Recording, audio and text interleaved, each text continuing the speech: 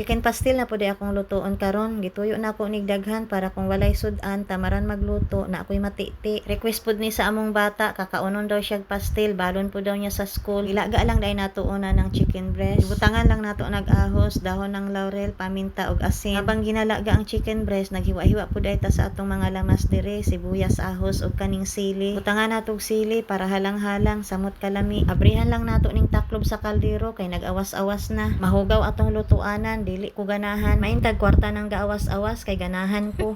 Tas dire gikusi-kusi na nato atong chicken breast. Dili lalim magkusi-kusi, dugay kaayo mahuman, naabtan gugug duha ka oras. Nang hawoy gud ang bukton og abaga, isa pa mingaw kaayo kay walay kamarites.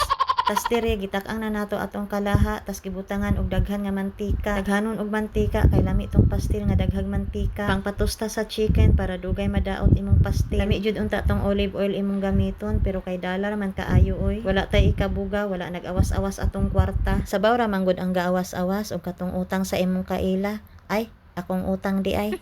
Normal lang man gunang mangutang basta bayaran lang, di ba sadik? Natimplahan na dahil nako na diha, tas butangan pud nako og suka. Kasagaran na akong luto, ginabutangan nako og suka kay pang-antay panos manggud na. O di ba, nagatang na among bata, excited na daw siya mukaon sa akong pastil. Ayaw na lang mo katingala kung ingon ana iyang itsura sa mga video na. Kay ngano, sigma boy lagi daw siya. Kapila na jud badlungon nga dili mag-ingon ana kay maot, dili man daw, wapo man daw siya.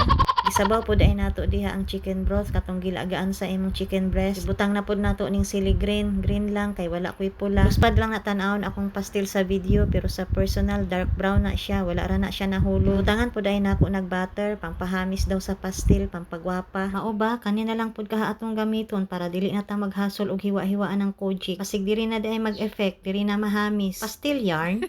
Lamia lagi daw sa akong pastil ingon sa among bata, kaduha gud siya nagpahukad. Parehas daw kalami atong suki namog pastil sa palengke. Tuo na lang gud mo, basta bata baya mag-ingon tinuod.